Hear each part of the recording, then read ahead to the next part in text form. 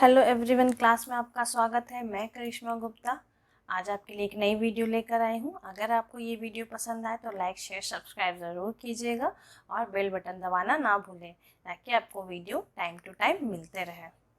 Guys, last class हमने central problems of N economics के बारे में चर्चा की थी। आज हमने प्रोडक्शन पॉसिबिलिटी कर्व के बारे में चर्चा करनी है। So let's start guys. Production possibility curve क्या है आखिर ये, चलिए जानते हैं इसके बारे में। Production possibility curve is a curve showing alternative production possibilities of two goods with the given resources and technique of production.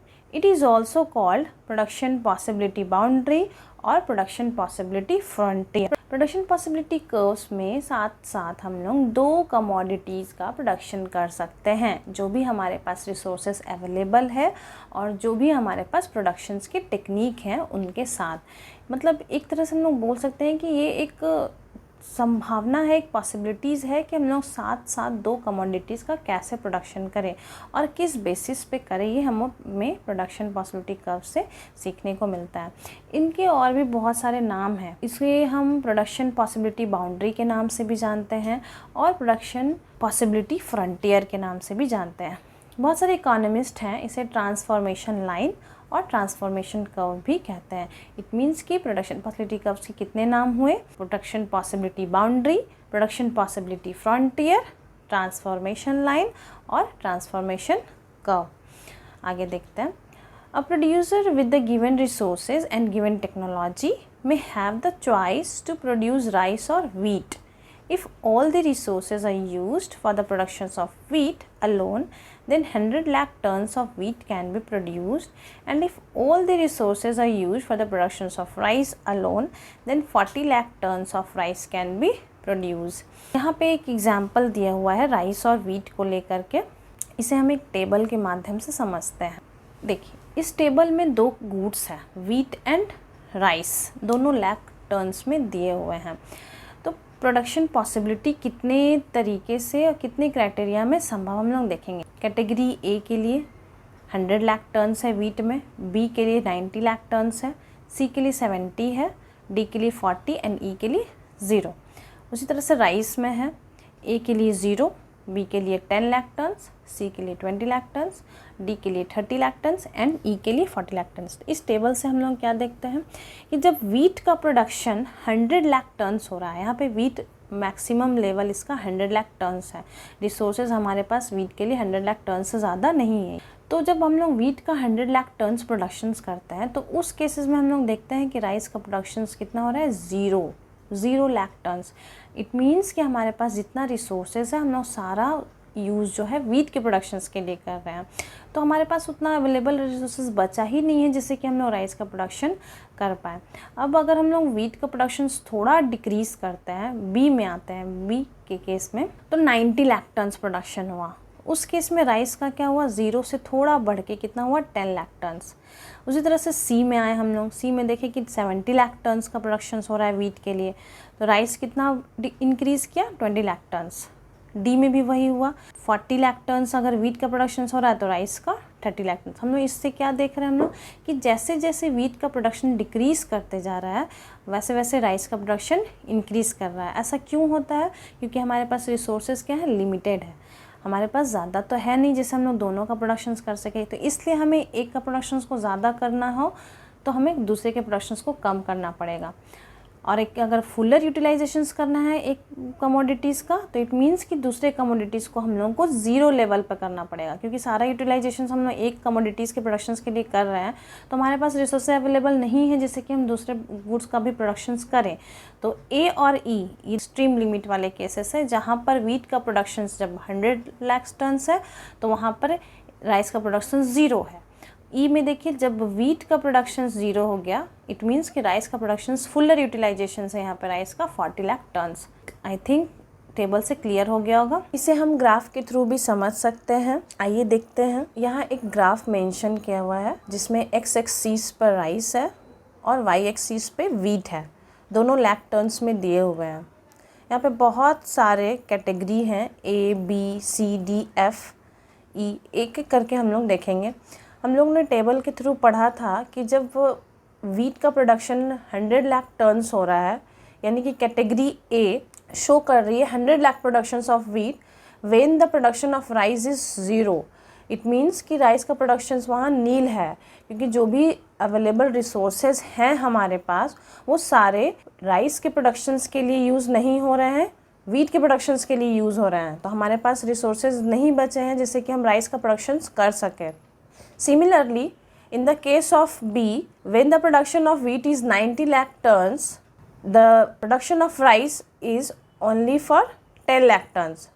देखिए यहाँ पे 100 से 90 लाख टन्स हुआ है, 10 लाख टन्स डिक्रीज़ हुआ है वीट का प्रोडक्शन, और इसके बदले राइस का प्रोडक्शन 0 से 10 इंक्रीज़ किया है। उसी तरह से सी में भी देखिए, जब वीट का प्रोडक्शन 70 लाख टन्स हो रहा है तो राइस का प्रोडक्शन 20 लाख टन्स है। डी में भी देखिए, जब वीट का प्रोडक्शन 40 लाख टन्स है तो राइस का प्रोडक्शन 30 लाख टन्स है।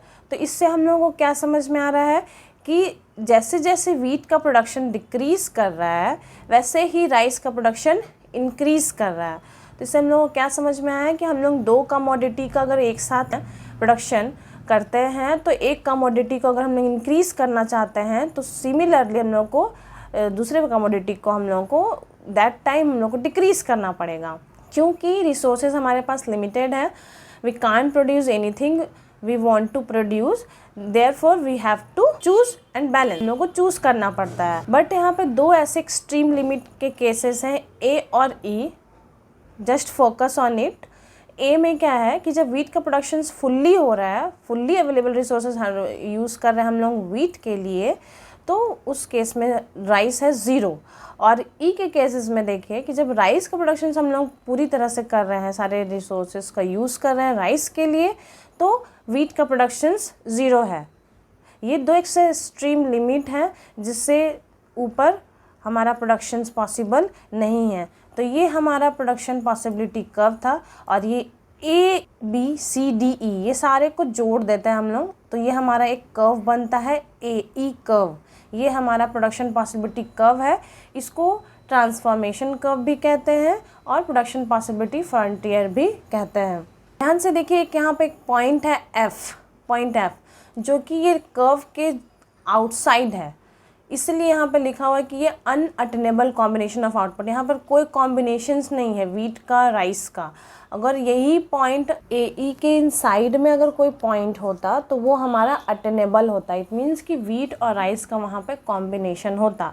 बट कोई भी पॉइंट या तो उस कर्व को टच कर रहा हो या उसके इनसाइड हो तो वो अटेनेबल होगा, और उसके आउटसाइड होगा तो वो अनअटेनेबल होगा। तो ये था हमारा प्रोडक्शन पॉसिबिलिटी कर्व। कुछ प्रॉपर्टीज़ हैं इनके, आइए देखते हैं क्या है। Two basic properties of production possibility curve. The first one is production possibility curve slopes downward, right है। प्रोडक्शन पॉसिबिलिटी कर्व जो है वो ध्यान से देखिए, वो लेफ्ट से राइट की ओर मूव कर रहा है, डाउनवर्ड मूव कर रहा है, अपवर्ड नहीं जा रहा, डाउनवर्ड जा रहा। पहले 100 था, देन फिर 90, फिर 70, फिर 40, फिर 0, इस तरह से। और राइस में 0 to 10, 10 to 20, 20 to 30, 30 to 40। तो इस तरीके से जो कर्व बना हमारा वो लेफ़्ट से राइट की ओर जा रहा है, यानी कि 100 से कहाँ जा रहा है, 40 की ओर जा रहा है राइस में। इसलिए बोलते हैं कि प्रोडक्शन पॉसिबिलिटी कर्व जो है डाउनवर्ड स्लोप करता है। ऐसा इसलिए होता है क्योंकि हमारे पास जो भी गिवन रिसोर्सेज हैं उसका फुलर यूटिलाइजेशंस होता है एवरी सिचुएशंस में, दोनों गुड्स के लिए। इसीलिए आप कोई भी कैटेगरी उठा लो, ए बी सी डी ई। ए में ऐसा नहीं कि 100 लाख टन्स वीट का प्रोडक्शन हो रहा है तो राइस का 0 हो रहा है, बट बी में जब 90 लाख टन्स हो रहा है वीट का प्रोडक्शंस तो राइस का प्रोडक्शन कहीं ना कहीं 10 लाख टन्स हो रहा है। यानी इट मीन्स कि दोनों को मिला के फुलर यूटिलाइजेशंस किसी तरह से कर रहे हैं हम लोग हर एक सिचुएशंस में। ऐसा नहीं कि हमारे पास रिसोर्सेज को छोड़ दे रहे हैं, कुछ ही रिसोर्सेज का यूज़ कर रहे हैं प्रोडक्शन के लिए, ऐसा नहीं, सारे रिसोर्सेज का यूज़ कर रहे हैं, वो एवरी सिचुएशंस के हिसाब से वो एडजस्ट हो रहा है। तो इसलिए ऐसा होता है, वो डाउनवर्ड स्लोप करता है, क्योंकि हर सिचुएशंस में हम लोग यूज़ करते हैं रिसोर्सेज का। अगर हमें एक्स प्रोडक्ट को ज़्यादा यूज़ करना है, राइस को करना, तो हमको वीट को कम करना पड़ेगा। और अगर हम लोग वाई का प्रोडक्शन ज़्यादा करना चाहते हैं, इट मीन्स वही वीट का प्रोडक्शन ज़्यादा करना चाहते हैं, तो हमें राइस का प्रोडक्शन को कम करना होगा। इस तरीके से हमें बैलेंस करना पड़ता है। दूसरा है production possibility curve is concave to the point of origin. Concave यहाँ पे एक टर्म्स यूज़ हुआ है गाइस। देखिए कॉनकेव, इसे जानने से पहले मैं आपको कुछ बताना चाहूँगी कि कॉनकेव और कॉन्वेक्स क्या होता है। ये हमारा एक कर्व है, एक्स एक्सिस वाई एक्सिस, यहाँ पे दो कमोडिटीज़ दिए हुए हैं, गुड एक्स गुड वाई, ये हमारा ओरिजिन है। इस तरीके से कर्व बन रहा है। ऐसा कर्व इस डायरेक्शंस में कर्व बनता है जो ओरिजिन के फेस टू फेस हो, तो उस कर्व को हम लोग बोलते हैं कॉनकेव। और अगर ये ओरिजिन के जस्ट अपोजिट डायरेक्शंस में रहे तो उसको हम लोग बोलेंगे कॉन्वेक्स। तो आप देखो गाइस पीपीसी कर्व जो है किस तरीके से बन रहा है, ये कौन से डायरेक्शंस में है, ये ओरिजिन के फेस टू फेस डायरेक्शंस में है, इसलिए ये हमारा कॉनकेव है। तो ये हो गया प्रॉपर्टीज इसका सेकंड, कि प्रोडक्शन पॉसिबिलिटी कर्व जो है वो concave to the point of origin. It is because to produce each additional unit of good X, more and more unit of good y's will have to be sacrificed than before. Opportunity cost of producing every additional unit of good x tends to increase in terms of the loss of productions of good y. In other words, productions will obey the law of increasing opportunity cost.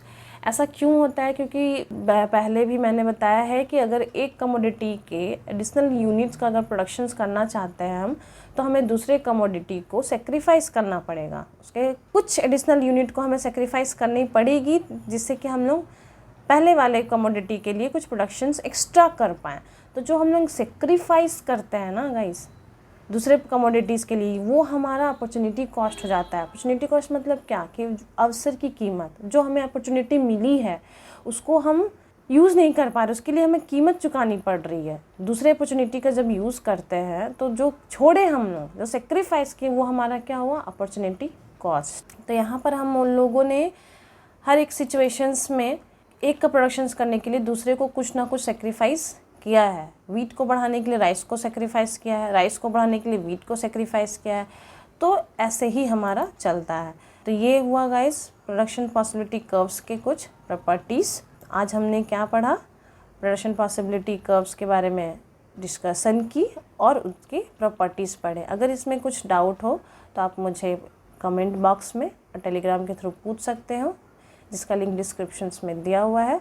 और अगर आप कोई previous videos देखना चाहते हो मेरी, तो आप देख सकते हो, उनके लिंक भी डिस्क्रिप्शन बॉक्स में दिए गए हैं। Thank you so much.